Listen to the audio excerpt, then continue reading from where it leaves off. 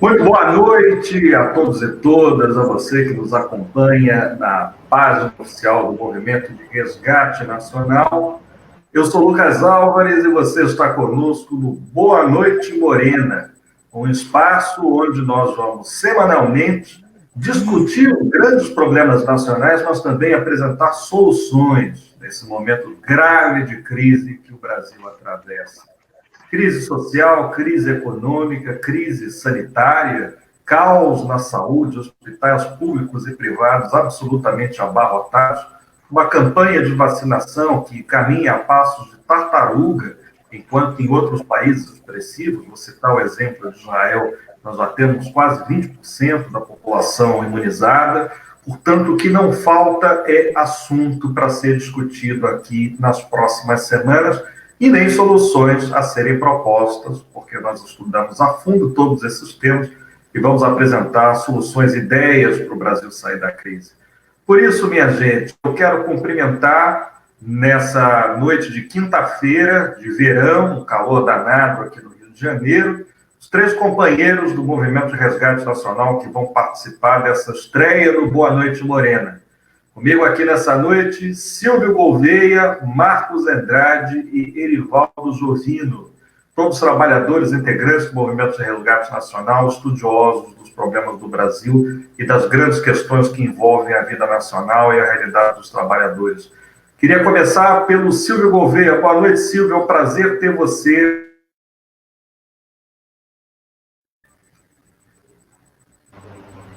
Bom, parece que o Lucas teve rapidamente um probleminha no áudio. Bom, de qualquer maneira, boa noite a todos. Boa noite, Lucas. Boa noite, Marcos. Boa noite, Erivaldo. Boa noite a todos que estão nos acompanhando agora aqui pelo Boa Noite Morena. Como já bem disse o Lucas, tem toda a aparência de um programa que vai se consolidar como um programa semanal, nas noites de quinta-feira, às 21 horas, para a gente conversar, né, sobre os assuntos mais diversos da política brasileira e internacional, vários assuntos sobre educação, trabalho, saúde, enfim, estamos preparados aí para poder contribuir, né, com algumas sugestões para os nossos problemas.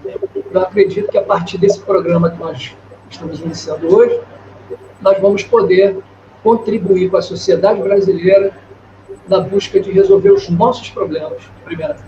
Uma boa noite a todos. Obrigado, Silvio.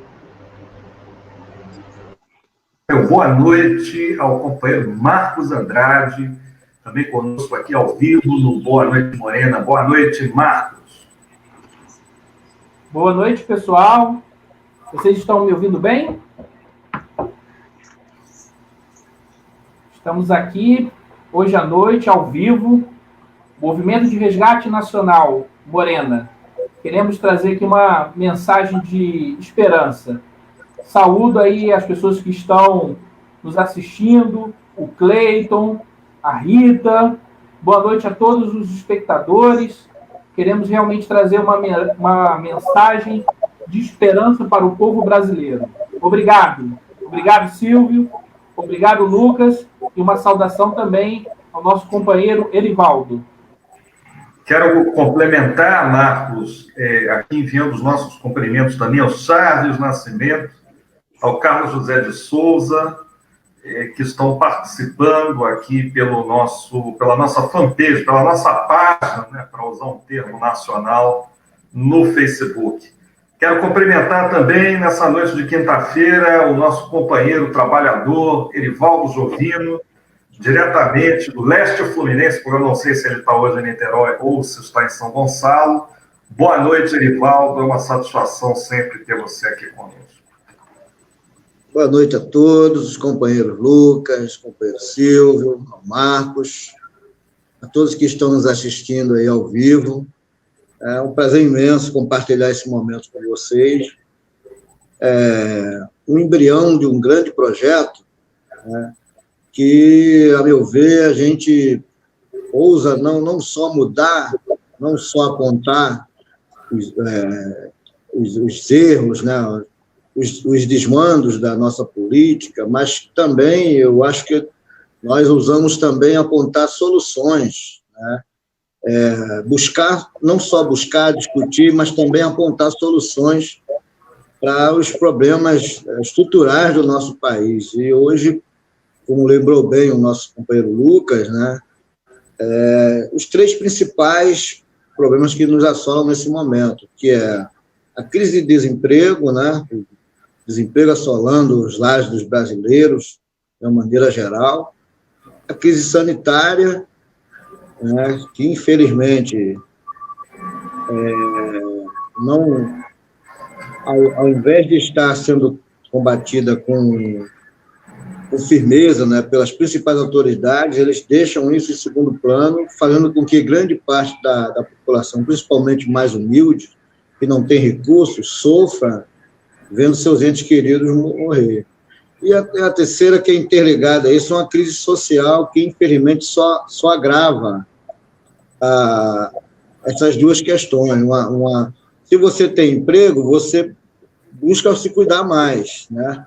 Comprar remédio, se cuidar, se tratar. E se você não tem emprego, e com a questão da crise sanitária, você sofre duplamente, né?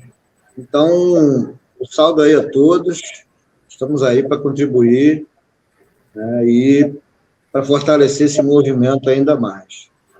Boa noite a todos. Obrigado. Obrigado a você, companheiro Erivaldo Jovino. Aproveitar para cumprimentar o João Bulhões, que está aqui mandando boa noite aos participantes do Boa Noite Morena. Boa noite, João. É uma satisfação ter não só você, mas todos os demais companheiros que estão nos acompanhando aqui nessa noite. Pessoal, eu queria fazer algumas considerações a respeito da crise pela qual nós passamos hoje. Eu ouvi uma declaração do general Pazuello, ministro da Saúde, comentando que se o Brasil não produzir, não vai ter vacina. Isso é algo que, pela gravidade do momento que nós vivemos, né? Como é que pode? Ele diz que o Brasil tem aí 310 milhões de vacinas já compradas, né? Que, na verdade, não são vacinas, são doses, porque todas as vacinas que já foram aprovadas mundo afora requerem pelo menos 2 aplicações, né? Então, você com 310 milhões de vacinas não consegue vacinar toda a população brasileira, 220 milhões de habitantes, mesmo se nós excluirmos as crianças. E, inclusive, se discute muito se as crianças devem ou não devem ser vacinadas, e nós temos observado um aumento dos casos de agravamento, quadro de Covid-19 entre crianças, né? Fora as sequelas, que nós não sabemos ainda quais exatamente serão. Olha, se nós formos observar, conceitualmente, ele não está errado. O correto é que o Brasil seja autossuficiente na produção das vacinas contra a Covid-19. Assim como o ideal seria que nenhuma dessas vacinas fossem protegidas por patentes, né? Todas elas deveriam ter suas patentes quebradas para que haja um combate efetivo a um problema de escala global, né? Nós não somos aqui internacionalistas, globalistas, mas a gente tem que reconhecer que algo que impõe soluções de natureza global é uma pandemia, né? Talvez só uma pandemia exija soluções dessa natureza. E dessa maneira, essas soluções têm que ser tomadas, né? Então, um ponto é questionar a indústria farmacêutica, né? Esse é o momento de se quebrar patentes das vacinas, principalmente as vacinas de RNA, que tem um grau de eficácia maior, que são tecnologias novas, né? Grau de eficácia acima de 90%. Lembrando que nenhuma vacina é 100% eficaz, mas ela pode ser 100% eficaz em termos de não produzir doenças graves, como é o caso, ao que parece, das vacinas contra a Covid-19. Então, quebrar as patentes e o Brasil botar o seu parque industrial na área da saúde, todo voltado para a produção de insumos para o combate da Covid-19. Não só frascos, ampolas, seringas das vacinas em si, mas também de medicamentos que comprovadamente vem tendo a sua eficácia garantida, percentual expressivo dos pacientes graves de Covid-19, como os corticoides, né? Nós tivemos hoje uma publicação muito interessante de um estudo científico sobre medicamentos utilizados para o combate ao reumatismo, à artrite, que podem ser empregados no combate à Covid-19 em uso de caráter hospitalar e que reduziram a necessidade de suporte respiratório em 50% dos pacientes que tiveram acesso a esse medicamento nas primeiras 72 horas depois do início dos sintomas, né? Enfim, uma série de providências que têm que ser tomadas para garantir o abastecimento da população brasileira dos insumos necessários a conseguir reduzir o tamanho desse problema em que nós nos metemos. Acabar definitivamente com esse problema é algo que vai demorar um bocado, né? Talvez a gente só consiga vencer essa pandemia para valer em 2022, mas é preciso, pelo menos, fazer desabar os índices de internações e de mortos por Covid-19. E para conseguir fazer desabar esses dois índices, que são os mais preocupantes, nós só vamos conseguir com vacinação em massa. Então, quais são as providências a ser tomadas? Hoje, a Argentina, governada por um partido progressista, nacionalista, né, governado pelos peronistas, decretou lockdown. A Colômbia, que é governada por um partido conservador, né, na verdade, liberal conservador, também decretou lockdown.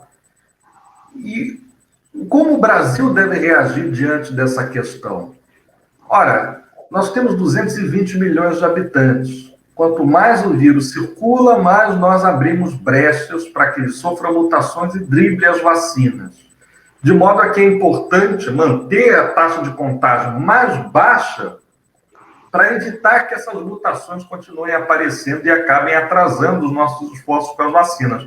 Não que as vacinas não possam ser adaptadas às mutações, elas têm, inclusive, a capacidade, com a tecnologia de hoje, que essa adaptação se dê rapidamente, em poucas semanas. Mas isso significaria desperdiçar milhões e milhões e milhões de doses já produzidas.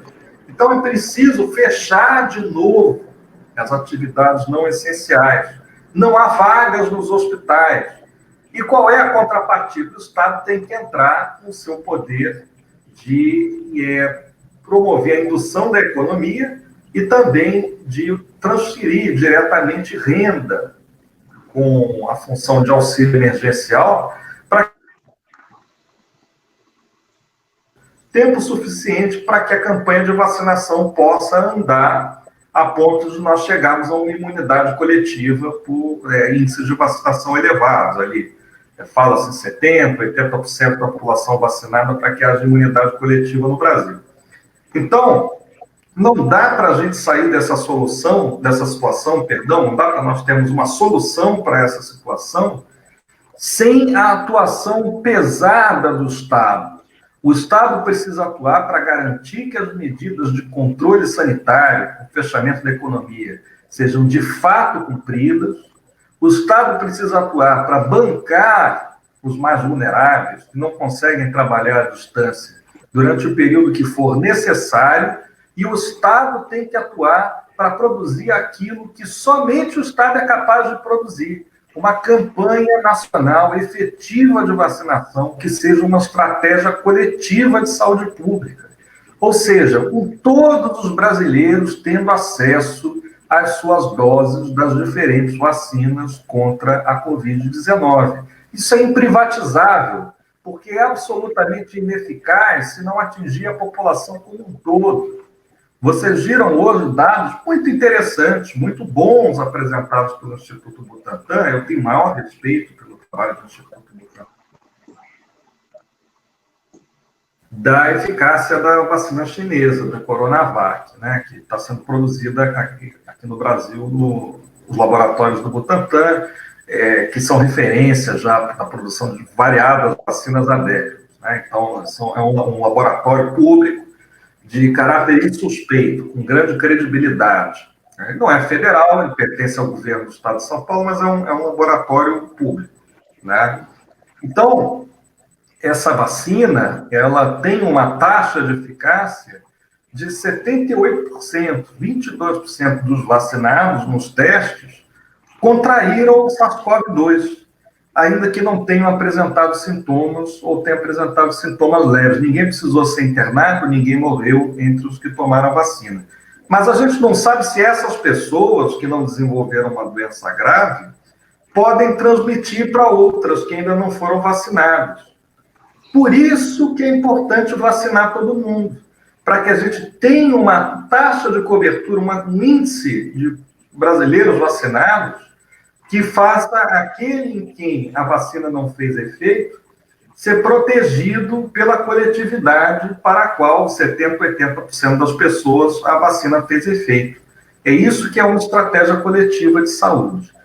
E em relação ao grande problema, ao lado da pandemia que nós temos que enfrentar, que é o problema do desemprego no nosso país, mais de 14 milhões de desempregados, nós não vamos sair dessa situação sem a formação de frentes de trabalho e sem a atuação firme do Estado na recapacitação profissional daqueles brasileiros, daquelas brasileiras que perderam seus empregos nos últimos anos, sobretudo nos últimos 9 meses, depois do início da pandemia. Ora, o capitalismo, ao longo de 300 anos de Revolução Industrial, tinha 2 características principais. O primeiro era proporcionar aquilo que o Émile Durkheim, um velho sociólogo francês, chamava de divisão do trabalho social. Então, ele ia produzindo aperfeiçoamento contínuo da mão de obra e aqueles trabalhadores mais aperfeiçoados, melhor formados, mais especializados, eram valorizados dentro do sistema capitalista. Outro fenômeno que era caro ao capitalismo da Revolução Industrial era a chamada destruição criativa, ou seja, diversas atividades desapareciam e surgiam atividades e tecnologias novas. Contemporaneamente, nós temos observado que as oportunidades desaparecem sem que surjam novas oportunidades. Você, meu irmão, minha irmã, certamente observou na tua trajetória a dificuldade que é conseguir um emprego formal depois dos 40 anos de idade. As oportunidades têm escasseado. Os jovens abaixo de 20 não conseguem porque têm pouca experiência. Os homens e mulheres mais maduros, acima dos 40, são considerados velhos demais, o que é um absurdo para o mercado formal. Então é preciso criar oportunidades que o mercado não é mais capaz de proporcionar. Ele não tem mais força para conseguir repor aquilo que ele destrói. Precisa da ação do Estado, regulando, atuando, para que o mercado volte a ser aquecido e volte a proporcionar oportunidades. E com isso eu não estou querendo aqui deslegitimar a propriedade privada. É importante a iniciativa empresarial, mas o Estado precisa assumir as suas obrigações de promoção da paz, da vida e da dignidade das pessoas. E isso nós só vamos conseguir se houver, de fato, um programa nacional de desenvolvimento no nosso país que se traduza em frentes de trabalho, que se traduza numa reativação da indústria no nosso país. O Brasil tem se desindustrializado nos últimos 40 anos, índices muito preocupantes, e que seja capaz de trazer de novo esperança a cada brasileiro. Então, eu defendo que essa carteira que nós temos, nós homens, aí, nós 4, que passamos num determinado momento pelos quartéis, nem que fosse, né, só para nos alistarmos, esse certificado de reservista, certificado de dispensa de incorporação, seja usado para recrutar brasileiros para a construção de estradas, ferrovias, reformas de portos, de aeroportos, obras de infraestrutura que são muito necessárias no nosso país. Essa é uma medida que poucos têm chamado a atenção. O candidato a presidente defendeu essa ideia em 2018, foi o Daciolo, naquela ocasião, que o Estado brasileiro usasse o certificado de reservista para a promoção de empregos. Uma outra saída é um grande programa de requalificação profissional para as pessoas que ficaram fora do mercado, porque suas profissões desapareceram muitas vezes, e que devem ser requalificadas com a recriação do Ministério do Trabalho e com uma parceria forte com o Sistema S. O Sistema S é fundamental para a capacitação da mão de obra no nosso país. Nós não podemos mais esperar que vá funcionar um modelo, como nós temos visto recentemente no Senai, onde cursos de formação de eletricistas são vedados para maiores de 24 anos. Nós precisamos capacitar pessoas com mais de 24 anos também. Dito isso, pessoal, são essas as considerações iniciais que eu tenho a fazer sobre o enfrentamento à pandemia, sobre o enfrentamento ao desemprego, colocando sempre que a função do Estado é trazer dignidade para a vida das pessoas e se traduzir na paz social. Agradeço a vocês pela atenção e passo a bola para os nossos companheiros, começando aqui pelo Silvio Gouveia. Vamos seguir a ordem das falas iniciais. Silvio, Marcos e depois Erivaldo. Mais uma vez, boa noite a todos. Marcos, uma pergunta sobre Petrobras, né? A gente sabe muito bem que já há algum tempo foi a nossa menina dos olhos. Eu vou fazer a pergunta, mas pode responder depois, Tamara. O que tem sido feito pelo governo hoje, por exemplo, a respeito de Petrobras? Segura essa pergunta aí, depois a gente conversa na sua fala. Com relação à pandemia, o que eu vejo é o seguinte. Primeiro de tudo, a postura do governo tem que mudar. Esse governo que está aí não quer saber da vida de ninguém. Essa semana tivemos aí um anúncio, ainda que possa ser mera fala, mas na realidade o que nós estamos vendo é exatamente o que foi dito. Ou seja, ele não sabe o que fazer. Aliás, não tem feito nada desde que começou. Então, isso já é um problema para as questões da saúde, do trabalho, da educação, não é isso? Do desenvolvimento do país, da infraestrutura brasileira. Isso já é um problema, o cara não sabe o que faz, mas sabe muito bem atacar a economia brasileira. Não é isso? Segundo o seu querido ministro da Economia, traduzido pelo comandante, o Brasil vai muito bem, obrigado. Então a pergunta tem que ser feita: bem para quem? Né? Em relação à questão da pandemia, muitas informações foram divergentes. Desde o início do problema anunciado, lá no início do ano passado, nenhuma atitude do governo foi tomada para a questão de proteção da população. O que se viu durante todo esse período foram ataques, foram desprezo à vida humana, nenhuma sinalização de preocupação em querer fomentar e ajudar os nossos institutos, as nossas fundações, para que vacinas, por exemplo, fossem desenvolvidas há mais tempo. Foi necessário fazer com que acontecesse parcerias, né? E agora nós estamos chegando aí, né, já com a Coronavac, já me parece finalizada, já solicitando uma licença emergencial para poder fazer o atendimento da população o mais rápido possível. E, de fato, Lucas, o mais rápido possível é necessário. E sendo feito aqui no Brasil, então, o atendimento vai ser melhor, um número de pessoas bem grande será atendido. E o que a gente espera é que haja, de fato, uma coisa que é dita por um ministro, haja do seu executivo, né? Do seu chefe direto, ou seja, a ação para que a coisa seja concluída o mais rápido possível. Porque a população já não aguenta mais. O povo não aguenta mais. Está havendo um desrespeito na população por conta dessa falta de crédito passado pelo governo. As pessoas já não estão nem mais aí. Hoje você sai na rua, o que pouco se vê são pessoas usando máscara, evitando aglomerações, evitando festas. Você está entendendo?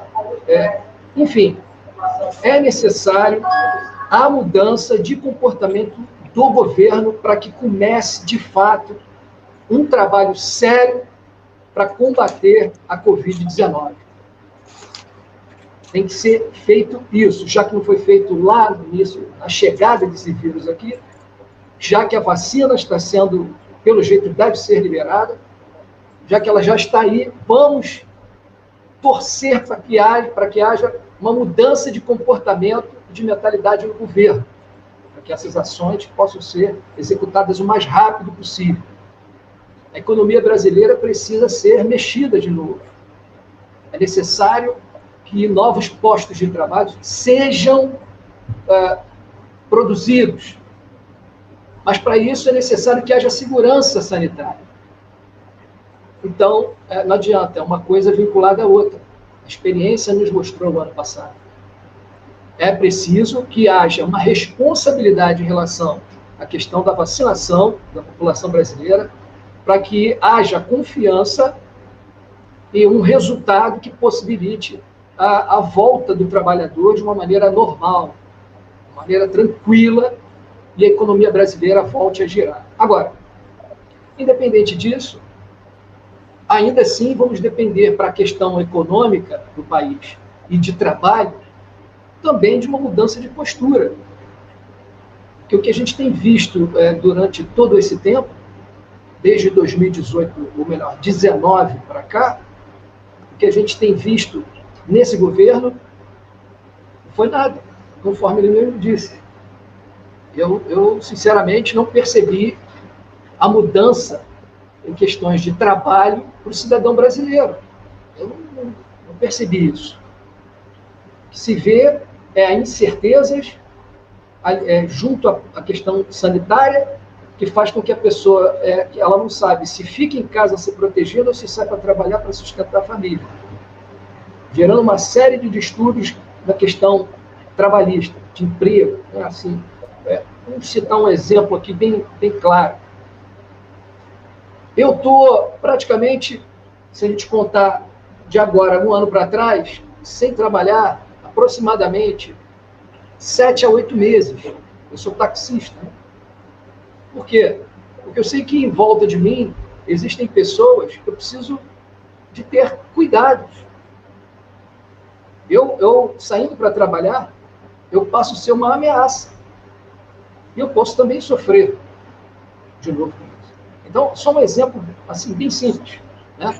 Obviamente que outros companheiros trabalhadores, nos seus setores, nas suas áreas, também têm essa dificuldade. Embora também muitos tenham já a possibilidade de um trabalho dentro de casa. Mas esse trabalho dentro de casa é um trabalho estressante. A gente sabe disso. A pessoa fica assim, meio desesperada, trancada. O ser humano não foi feito para ficar trancado. Então, vamos imaginar que, de repente, a gente possa, não sei, alguma coisa divina possa acontecer, iluminar as cabeças daqueles que hoje comandam o país e que eles possam olhar para a população brasileira, parar de ficar dando satisfação para os gringos e se mexer e produzir para brasileiro. Poder possibilitar oportunidades de trabalho para os brasileiros. Poder possibilitar uma segurança sanitária, organizando a vacinação. Eu espero, sinceramente, que haja um resultado positivo disso tudo, porque nós já vimos, por nossa experiência desse último ano, praticamente, que o que foi feito antes estava errado.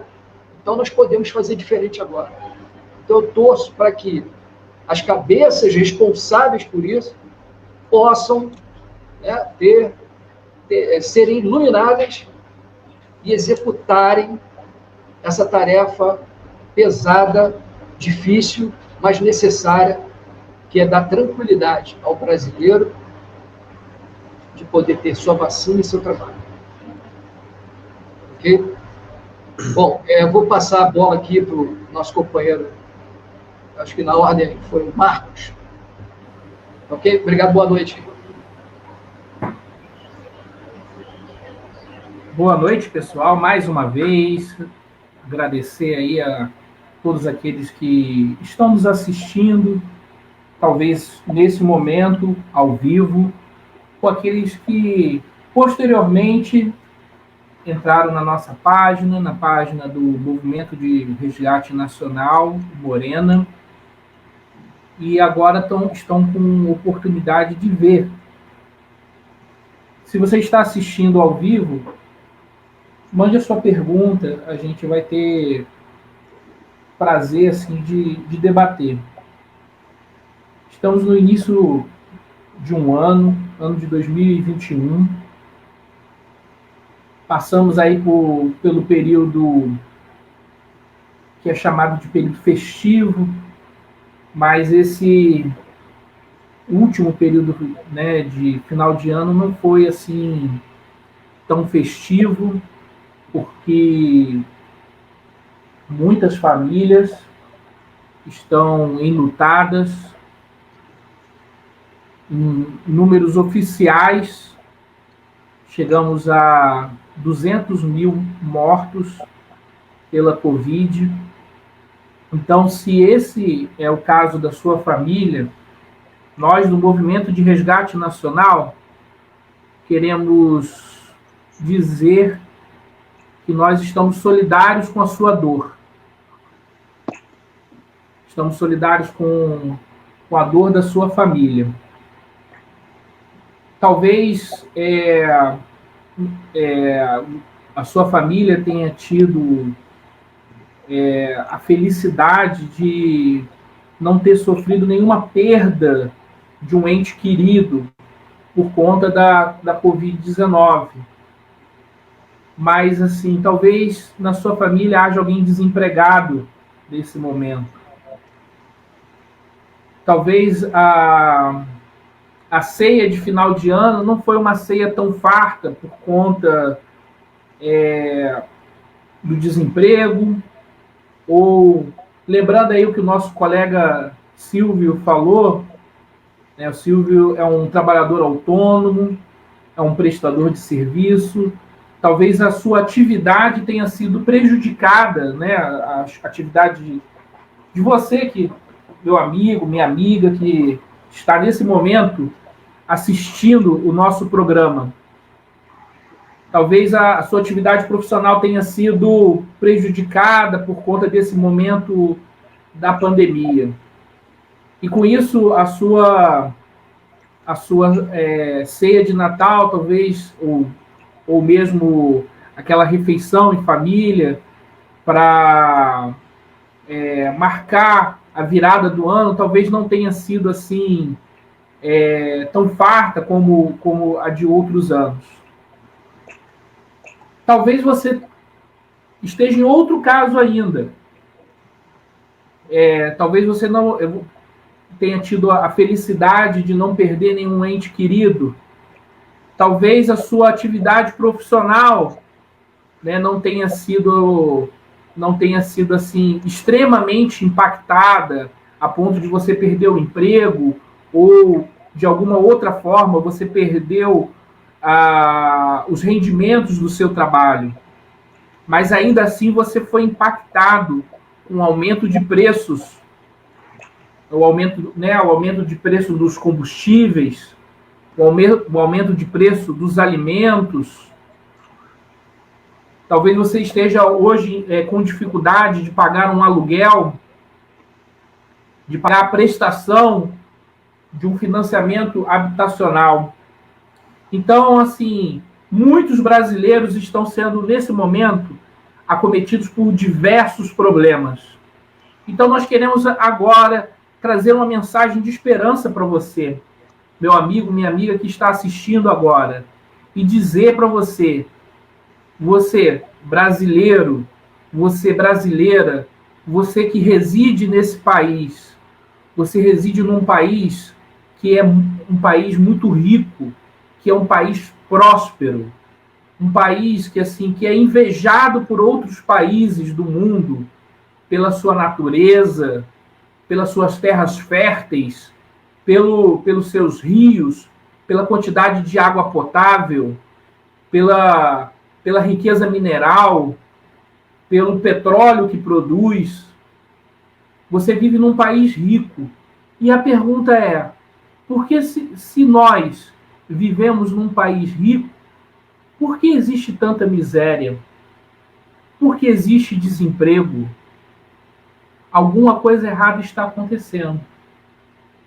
E eu vou dizer para você, meu amigo, minha amiga que assiste agora, que nós vivemos em um país onde há injustiças, sérias injustiças, e que se tantas pessoas, eu vou dizer para você, vivemos num país de 200 milhões de habitantes, mais de 200 milhões de habitantes, e se a maioria da população, nesse momento, está passando por dificuldade, posso dizer que alguém está ganhando.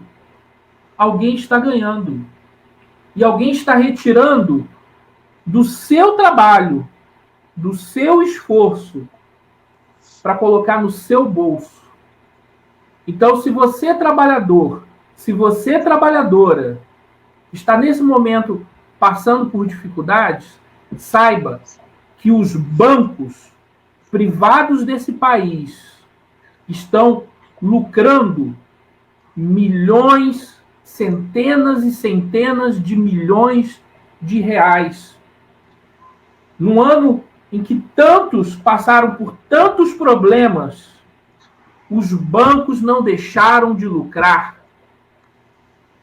E grande parte desse dinheiro que é absorvido pelo sistema financeiro no Brasil é absorvido por meio do Estado.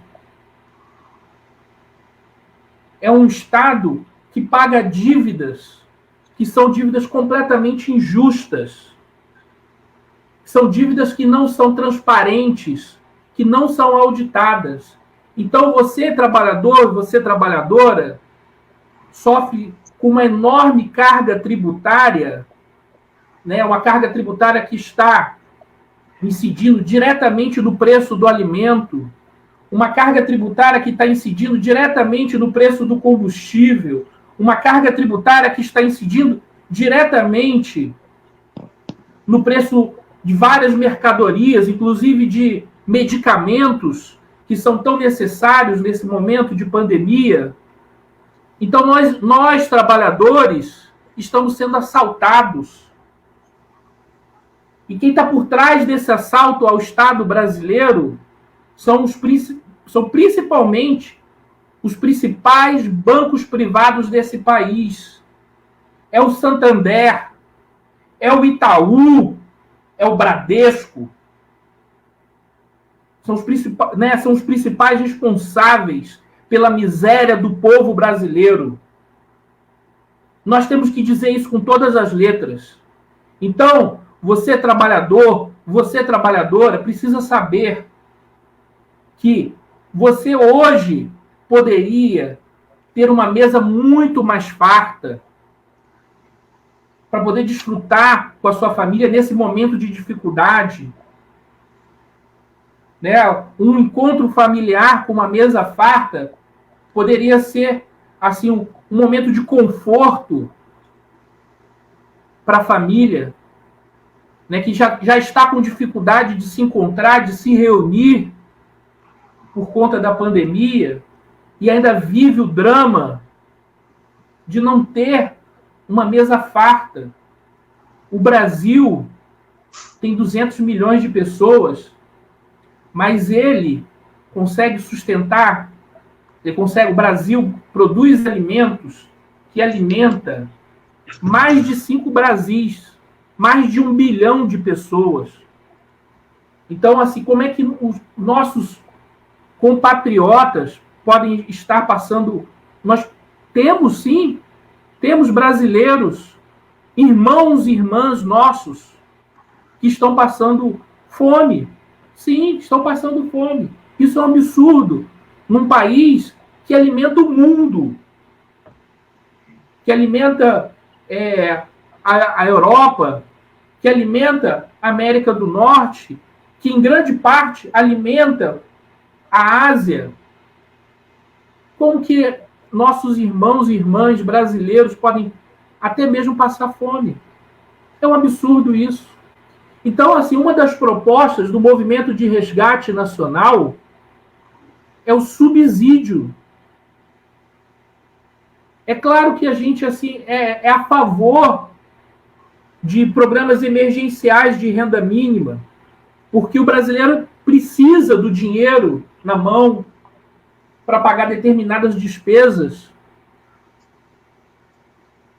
E o Estado brasileiro tem sido omisso, porque ele deveria tomar medidas mais duras para garantir a estabilidade do emprego. Né? Não permitir que a nossa indústria, que já opera com tanta dificuldade, quebre num momento de crise como esse. Nós somos um país rico, nós somos um país que é um grande exportador de alimentos, que é um grande exportador de minérios, que é um grande exportador de petróleo. Então, nós temos condição o Estado brasileiro tem condição de fazer com que a sua indústria permaneça de pé. Porque no momento pós-pandemia, a indústria vai ser extremamente importante para a recuperação econômica desse país. Então, nós não podemos permitir que a indústria brasileira quebre. Pelo contrário, a energia poderia ser subsidiada, porque nenhum país que chegou à condição de país desenvolvido se desenvolveu sem o suporte do Estado. Então, um país tão rico que produz tanta energia, vamos pensar só no potencial hidráulico desse país. Nós temos aí tantos rios, nós temos aí a segunda maior hidrelétrica do mundo, que é a hidrelétrica de Itaipu, só para dar um exemplo. Então, assim, a energia poderia ser mais barata. Mas aí o que acontece? A energia que você, meu amigo, você, minha amiga, pagam em casa, ela é caríssima. Ela é caríssima. Para quê? Para que o Estado arrecade para sustentar os banqueiros, para sustentar uma dívida injusta, que não é transparente, que não é auditada. Então, assim, a gente aqui quer, assim, trazer um pouco de consciência, né? Ajudar o povo, né? Com informação de qualidade e, assim, para produzirmos novamente uma consciência nacional. E uma consciência nacional, uma consciência também de solidariedade. O povo brasileiro não pode passar pelo que está passando. Não existe contradição entre saúde e economia. Isso a gente tem que dizer claramente. Não existe contradição entre saúde e economia. Porque quem move a economia é o ser humano. E para o ser humano mover a economia, ele precisa estar saudável. O ser humano morto não produz a economia. Então a gente tem que... O primeiro valor da economia é proteger a vida humana. Né? Há um investimento em relação à vida humana. Todo investimento na área de saúde, todo investimento na área de educação, e a gente vai perder pessoas, nós vamos perder as pessoas mais experientes, aquelas que acumularam sabedoria ao longo da sua vida, que estão aí na faixa de 60, 70 anos. Não, essas pessoas têm que ser reverenciadas por tudo aquilo que elas fizeram por esse país. Os idosos, as pessoas da terceira idade, elas têm que ser reverenciadas por aquilo que fizeram por esse país. E, portanto, elas merecem sim, elas têm o direito de serem protegidas. Elas são importantes para nós. Então, você que está nos assistindo, saiba que aqui, no Movimento de Resgate Nacional, no Morena, nós temos uma mensagem de esperança. Esperança. É isso que nós queremos passar para você. Dizer, não se deixe enganar. O Brasil é um país muito rico. Mas grande parte dessa riqueza é, sim, expropriada de nós para sustentar uma pequena elite. É uma elite que a gente não pode dizer, essa elite ela vive no Brasil. Essa elite ela vive do Brasil, porque ela explora o Brasil, ela promove a expoliação do Brasil. Muitos, inclusive, são brasileiros, mas vivem em Miami, em Orlando, ou em outros lugares do mundo. Vêm aqui de vez em quando para poder ver os seus negócios. Ou seja, essa elite não tem sentimento patriótico, porque o sentimento patriótico é amar o seu povo.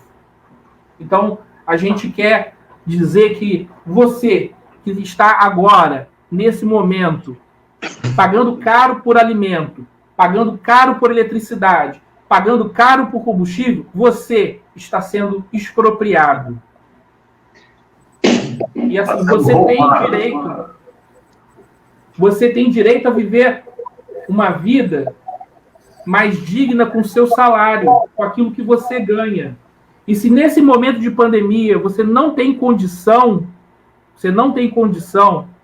de exercer a sua atividade, você vive em um país rico que tem plena condição de prover para você aquilo que é suficiente para você ter uma vida digna. Esse é o nosso recado.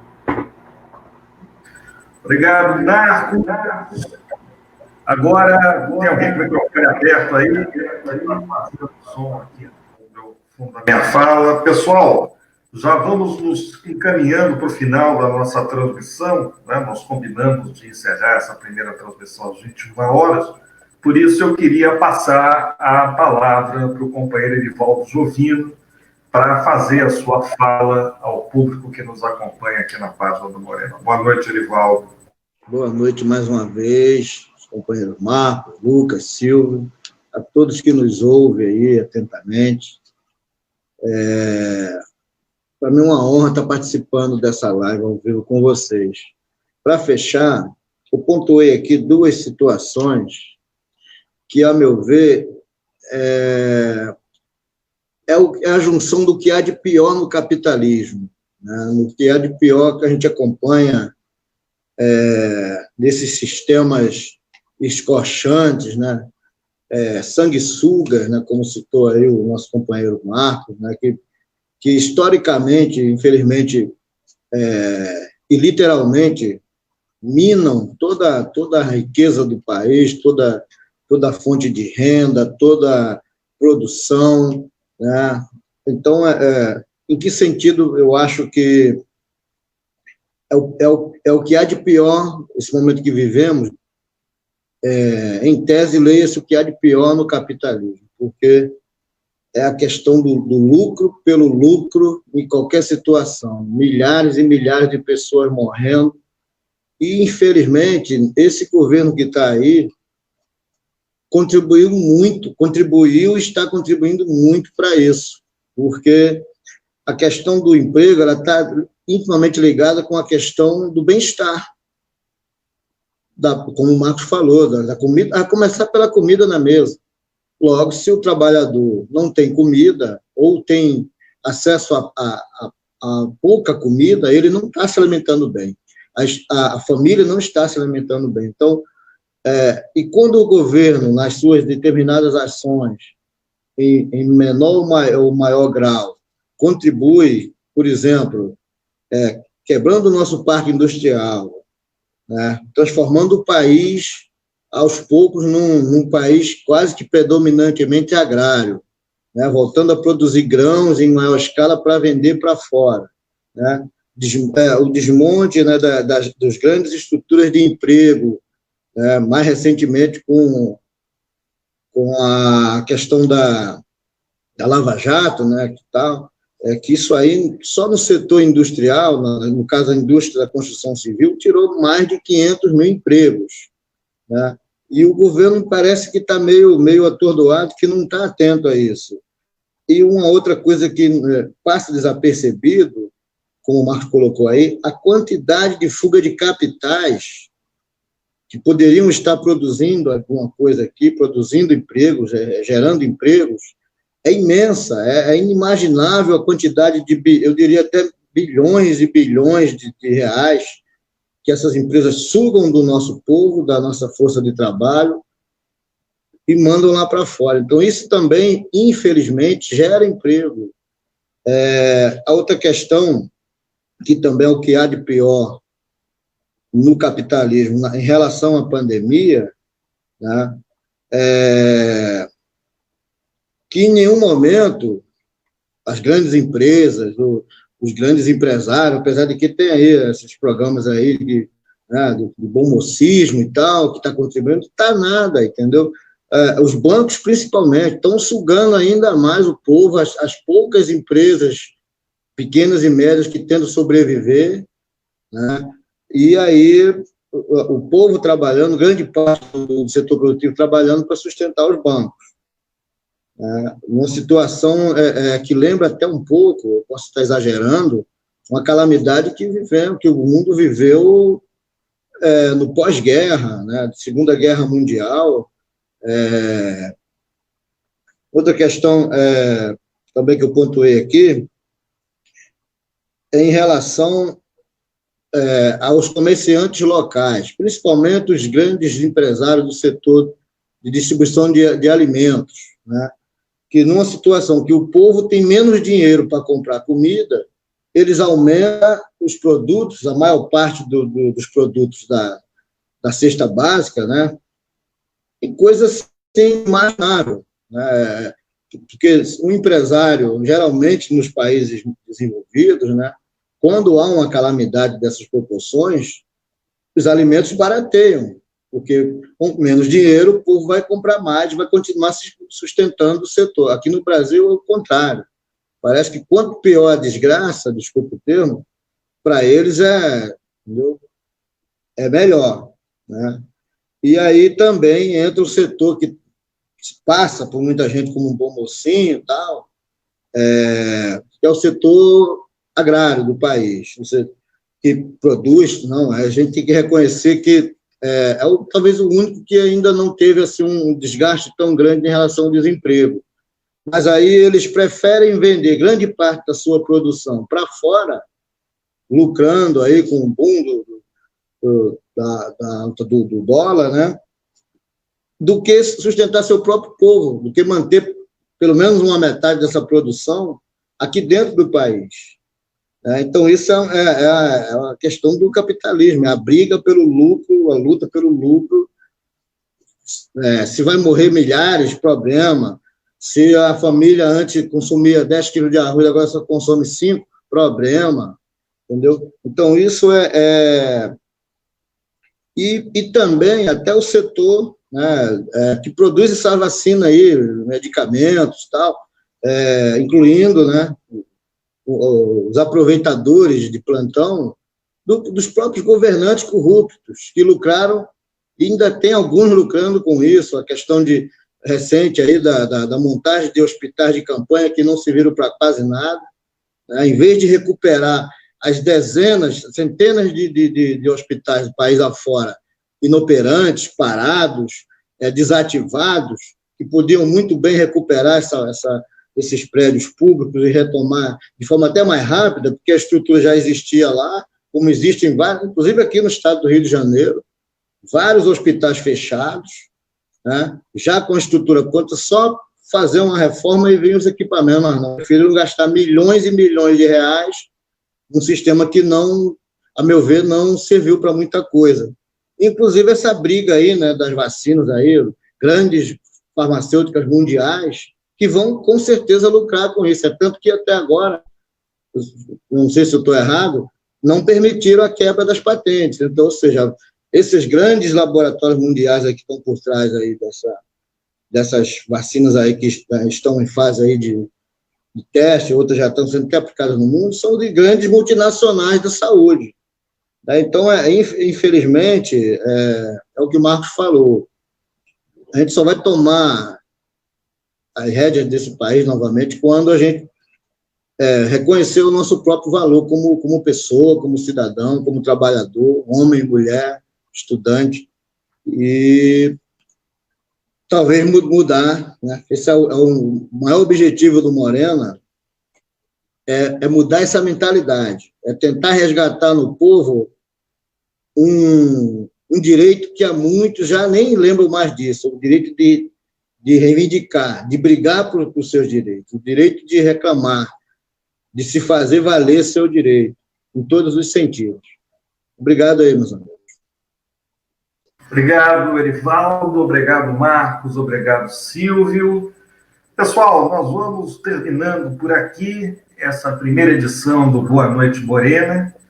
Antes disso, teremos rápidas considerações finais dos nossos participantes.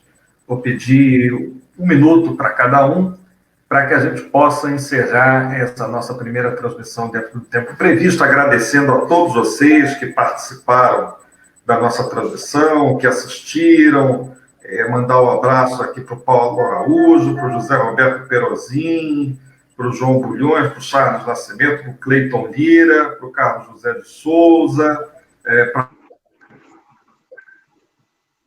que assistiram a gente ou que vão assistir depois a gravação. 1 minuto para as considerações finais de Marcos Andrade, depois Erivaldo Jovini e Silvio fechando. Bom, quero dar boa noite e desejar a todos vocês, nossos irmãos brasileiros e brasileiras, um feliz 2021, com muita saúde, com muita paz, e que vocês possam realmente desfrutar todos de uma vida digna, porque todos nós somos merecedores da dignidade. Então, que Deus a todos abençoe. Muito obrigado. Obrigado a todos. Saúdo ao Silvio, ao Erivaldo e ao Lucas, que estão conosco no Movimento de Resgate Nacional. Obrigado. Obrigado, Marcos. Agora, Erivaldo Jovini, considerações finais.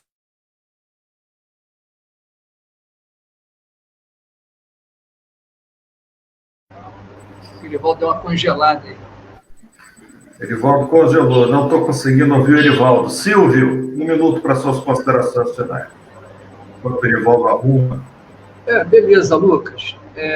Agradecer a todos que participaram, né, visitaram a nossa página do Morena, nos assistiram até agora. Agradecer a presença aqui do Lucas, do Marcos e do Erivaldo. E dizer que a gente tem que começar uma nova etapa. A gente tem por aí, pelo menos, mais 2 anos para podermos verificar, né, o que nós queremos para a nação, o que nós vamos precisar fazer para melhorar a situação do Brasil, do povo brasileiro. Como bem disse o Marcos, o povo brasileiro merece isso. Nós temos que ter a consciência, e aí eu vou lembrar a última fala do Erivaldo, no comentário dele, nós temos que ter a consciência de entender e saber os nossos direitos. Nós precisamos saber usar isso. Nós não podemos ter mais vergonha de ir buscar essas informações. Vamos utilizar diversos caminhos que são possíveis para que a gente possa chegar a conhecimentos. E aí, assim, a gente, lá na frente, poder saber escolher o nosso destino de uma forma muito certa, né? De muita responsabilidade. O que a gente está vivendo hoje não precisava. A gente não precisava, ela está passando por tudo que a gente está passando. Ações que foram tomadas, principalmente do início do ano passado para cá,